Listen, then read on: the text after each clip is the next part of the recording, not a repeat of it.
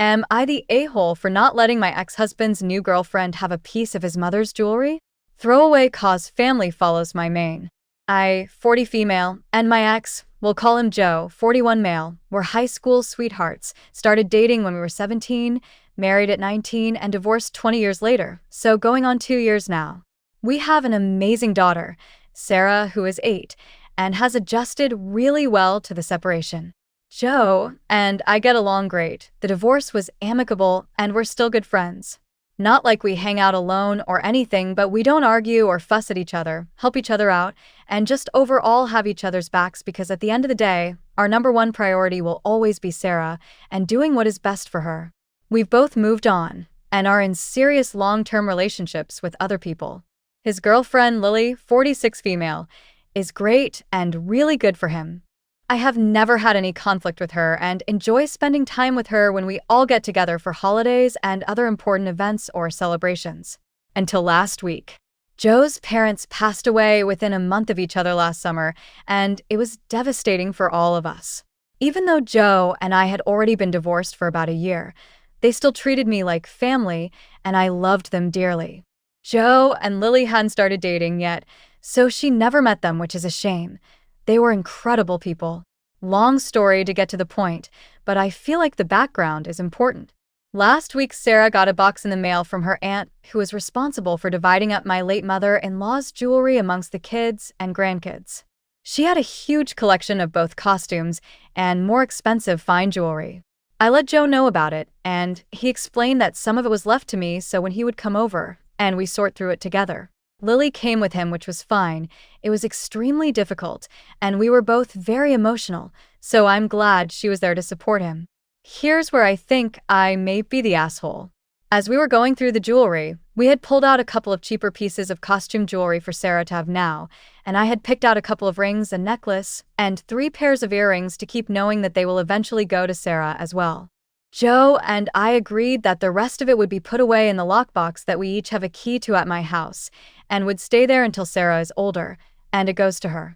One of the pieces being put away is a beautiful set of ruby and diamond earrings and necklaces that are obviously very real, and we believe were passed down from Joe's grandmother. Lily had been admiring the set and making comments about how well it would go with the wedding dress she had been looking at. They aren't engaged, or even with some of her date night outfits. Joe didn't say anything to her in response, and when she put them down, I wrapped them back up and put them along with the rest of the jewelry in the lockbox. Since then, Lily has texted me multiple times asking about them and if she can just borrow them.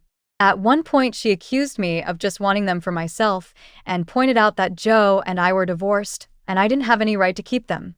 She has also said that when they get married, the jewelry will legally be part of their marital assets anyway, so I'm just putting off the inevitable.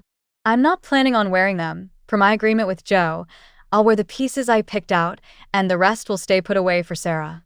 I have zero intention of taking any of it out unless it's necessary, and even then, I'll let Joe know what's going on with it. Joe's has been radio silent, and I haven't said anything because I don't want to cause any conflict that could have an impact on Sarah. So, am I the asshole for not giving in and letting Lily have some of the jewelry meant for my daughter? Relevant comments. Novel, Sprinkles 3333. She is a pushy thing, isn't she? It is a big red flag, and I hope your ex sees it as such. The greed is really disgusting. OP.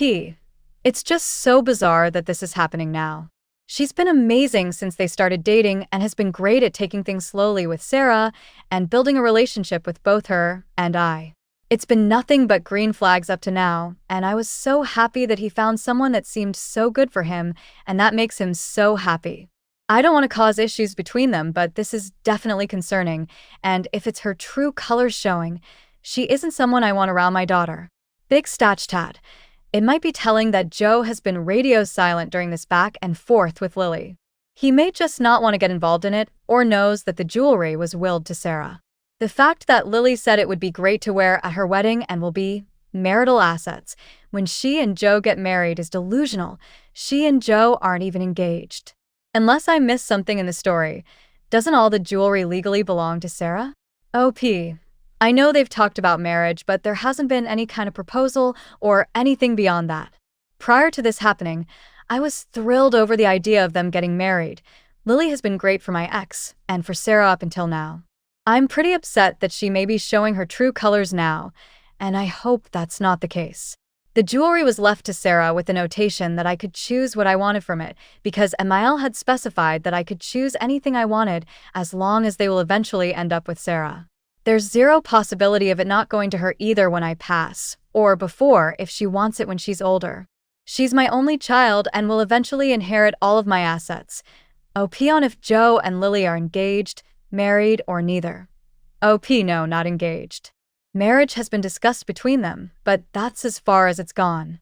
I was excited about the prospect until all of this. I'm glad it's not just me being weird about this. It's not like she was asking about a piece of costume jewelry that doesn't have quite as much sentimental value, but about family heirloom pieces that have been passed down. Sarah is too young right now to really appreciate all of that, but she had a very good relationship with her grandmother. Even after the divorce, we FaceTime weekly, and I know how much it will mean to her to have when she's older. OP on who has legal rights to the jewelry and how OP and Joe's roles play in this when the jewelry is placed in the safe. OP. The jewelry was left to Sarah and I. I was allowed to pick what I wanted from what was sent, because there's no question that it will be left to Sarah when I pass, or given to her before then once she's older. I don't have any other kids or stepkids, so Sarah will inherit all of my assets in the future, including the pieces that Mill left to me.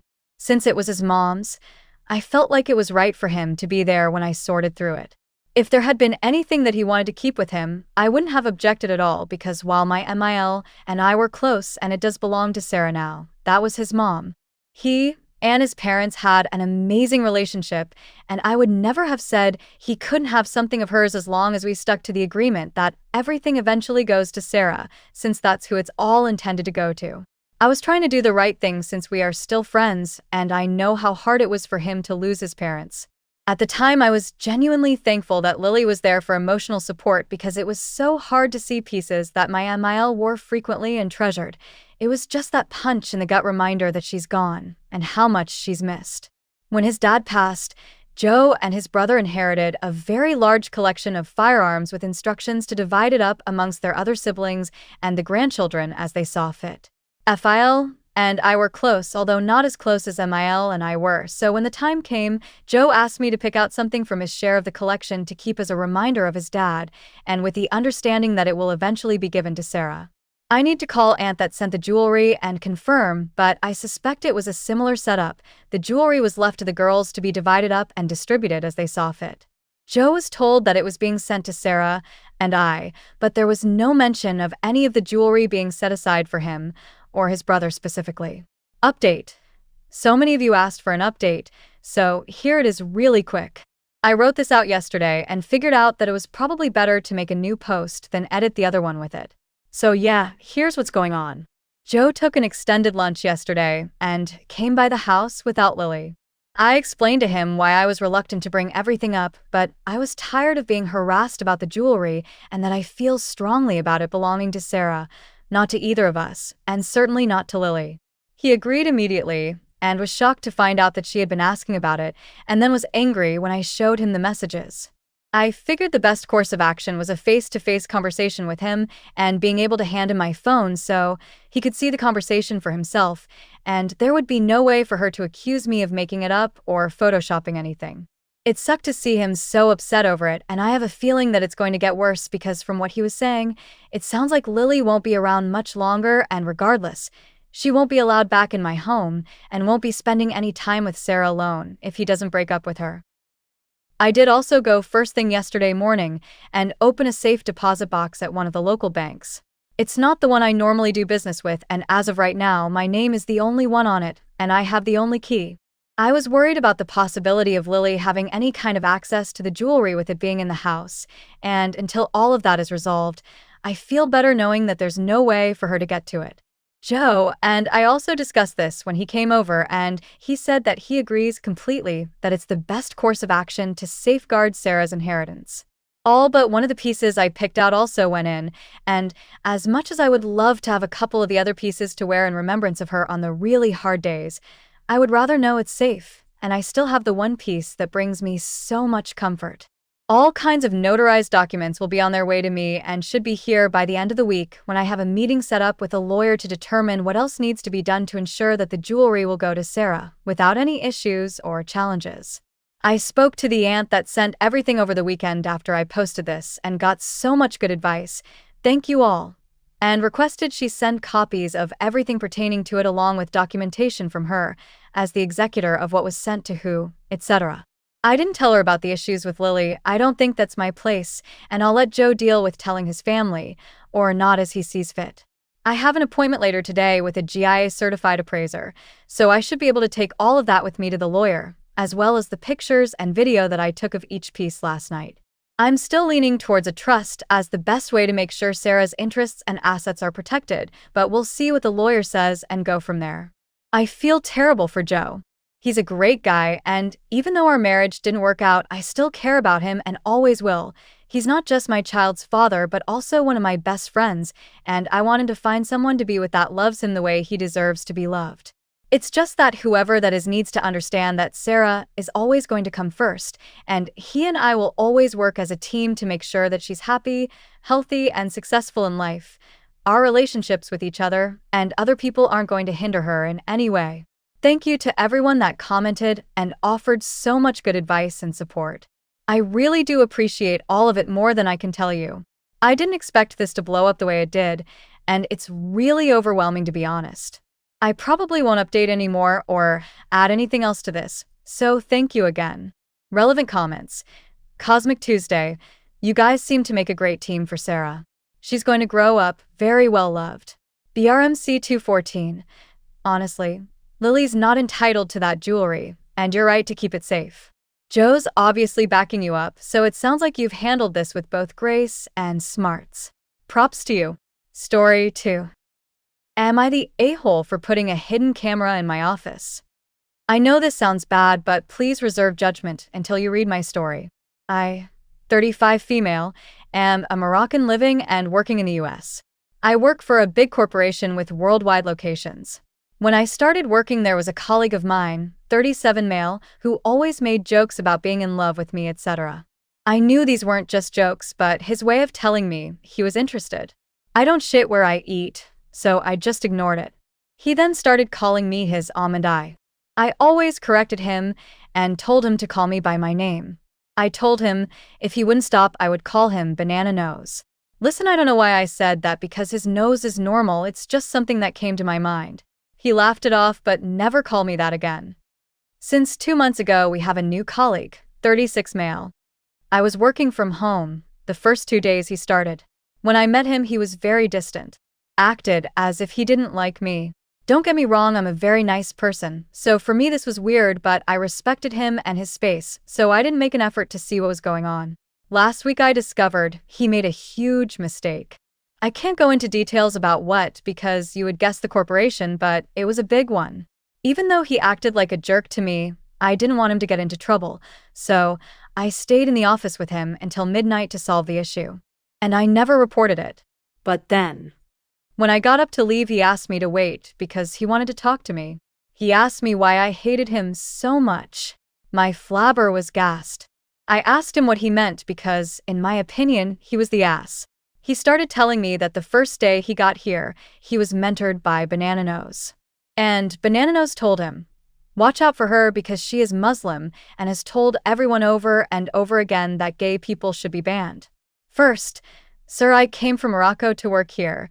Who the hell am I to want to ban someone? Secondly, my religion teaches me to accept and respect everyone. The new guy went on to say that he had doubts after tonight because I could have fed him to the wolves but instead helped him out. But then came the worst part. A new guy told me that Banana Nose goes into my office when I work from home and, get this, sits naked on my chair to punish me for being a prude. I asked the new guy to not tell anyone what he told me. And now I want to get a hidden camera and install it in my office. I want to first ask HR if it's not against office policy, but yeah. I definitely want to catch his ass, literally. Would I be the a-hole if I did that? Update. 1. Same day. Well, it is very nice meeting you all. I have never in my life read so many ideas to make someone's butt itch or hurt. The things we can achieve if we just work together. I had to talk to HR. I requested an urgent meeting. I didn't tell them everything because I know what they would do. They would investigate and then come back with, "It's just a rumor." Banana Nose is very loved, and I don't want to put a new guy in a bad place. So I told them I'm afraid someone might be sneaking into my office because all my stuff gets misplaced. Since I have a higher position at this company, they took it real serious real fast. So my dear comfies, camera is in its place. And I will be working from home the next couple of days. Update 2. Hey everyone. I guess thanks for being curious and creative. Before I get to the update, I would like to explain where my office is and how Banana Nose was able to do what he did. My office is at the end of the hall. The only room that's facing my office is a utility room/supply closet. We all have offices on the same floor. And with we, I mean the members of our team. I know it might seem naive of me, but I never question the new guy. I've never told him anything about how Banana Nose treats me and how he calls me a prude. So for him to make that leap seemed excessive. Now for the update. Today was my first day working from home since the cameras were placed. After working for a few hours, I got a call from HR to come to work. My heart was beating so fast, and I literally can't remember how I got there. The nerves were eating at me. I got to the HR department, which is one floor above us, and I noticed everyone staring at me.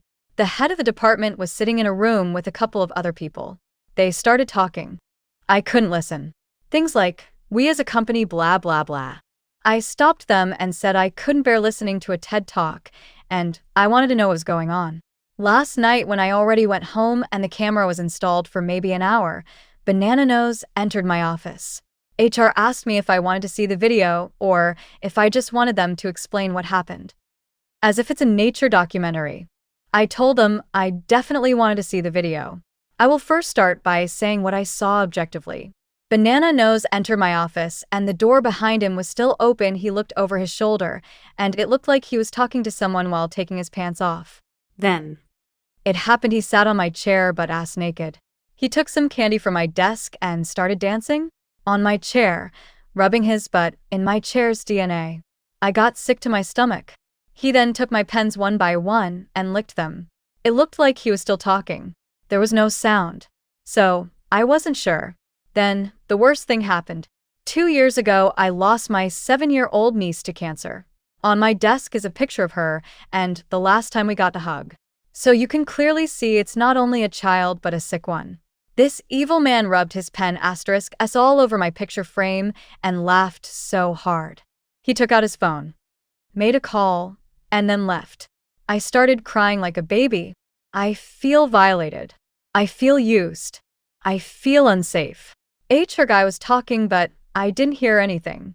I saw myself in the reflection of the window, and I stopped, wiped away my tears, and asked what the next steps are. HR said the Banana Nose was asked to come in later, and they would fire him on the spot. It seemed to me like they thought that that was enough for me. I told them firing him is step 1. I wanted to know who he was talking to and demanded to see the security tapes for the hallway. You can't see into my office on these tapes, but I know for a fact you can see who is standing in the hall.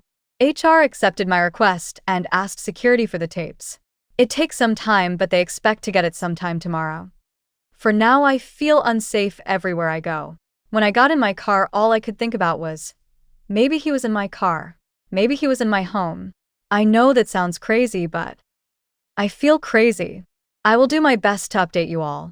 For now, I don't know what I need yet. Thank you all.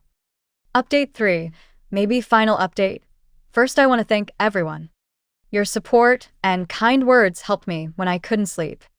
Having this feeling of being alone. May it come back to you to benefit your lives. Each one of you. I don't know where to start. Forgive my brain by giving up on me. It has been a lot. I have viewed the tapes and what I saw was, I don't know. It was clear he was talking to someone. I too thought it could be a new guy. But it wasn't. A new guy was seen on tape at the beginning of the hall turning his back and leaving. Banana Nose was giving a show in my office for 4 of my coworkers. 1 male, 2 female. 2 of them I trained. All 3 of them I helped when they made many mistakes. They stood by the door while he danced and filmed him. One of the females started to fist pump. It was disgusting. Before going to HR to view the tape, I did my research. I read in my contract that when there is a conflict of serious nature that can't be solved, that it needs to be taken to the board for review and judgment. I knew that if I asked for them all to be fired, that it wouldn't be a problem. Because like I said, many mistakes. So I came up with a different idea. I asked for compensation from the firm and all parties involved $1 million per person. I know. Ridiculous. Ridiculous enough to get me in front of the board. To get them in front of the board. And I can't wait to show these tapes in front of 11 rich old men and 1 female, who all have a lot of influence in our field of business. But most of all, I can't wait to look them in the eye and ask them why. I know their answer wouldn't change anything, but it would give away who they truly are. Banana Nose isn't fired yet. When I got home after our meeting, the HR guy told me they wanted to wait until they had the full story, so nothing was unanswered. After today, I asked them not to fire him, because the board meeting would be useless. And if he quits, he will lose all his benefits. So this way, he has little choice but to show up to the meeting where I will do my dance. I don't know if I'll stay at this company, even though I love to work here, because I can't believe that there is any way where it would be possible for new guy to know this info and all my other colleagues not. Yesterday, I drove to a new guy's house. I told him I never mentioned his name.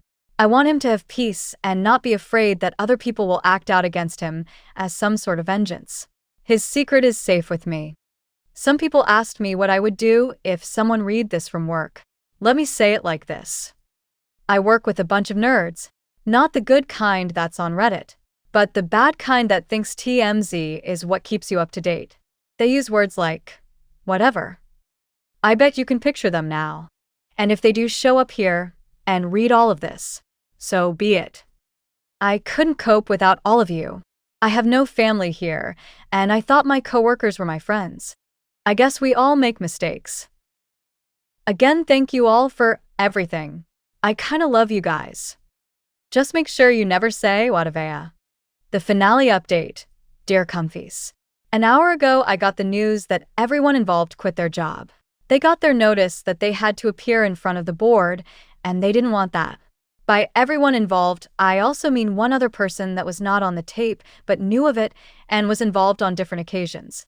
This was something that happened frequently. When they first had to come to HR and watch the tapes, they said it was just a joke that got out of hand. One of them even tried to say that I knew of it. They wanted to first keep their job and asked for a group session to work things out. But when HR said there would be a board meeting, they resigned the next day. As for me, I handed in my notice, but this wasn't accepted. The company offered me a better paying job in a different location. They will help me with relocation and everything. I'm glad that I got this chance. Since I have a more senior position, I need a well-rounded, trustworthy assistant. I asked for new guy. They agreed with it, and the new guy was very excited. Our relocation is closer at his boyfriend's house, and I'm glad that I don't have to leave him behind in a toxic environment. I guess this is my finale update. I decided not to sue. I don't ever want to think about what he did ever again. And I don't want to put my energy towards this kind of toxicity. And I know one thing for certain, you get what you give. Thank you all for your loving messages. I wish nothing but the best for all of you. Relevant comments. Inkblot 101. There's no both sides of the story for HR to get here. That video pretty much requires immediate termination. Either you have excellent grounds for a very big lawsuit or this is a creative writing project. OP. It wasn't about both stories. He explained that he wanted to first know who was in the hallway so he would know if there were executives involved. I guess we will never know if there were. This definitely isn't a project or whatever. This is my life right now. I can't sleep, can't eat. I keep going over every interaction I ever had with them, trying to think of something I could have done to deserve this. I have nightmares of Banana Nose poisoning my food or standing by my bed. Yesterday, I dreamt he was at my niece's grave, dancing on her. Thoughts like, maybe he did something to the brakes of my car, or maybe he is hiding somewhere in my house and keeps popping up. It's crazy. It's crazy that I had a good life here. I was happy, felt safe. And now everything has changed.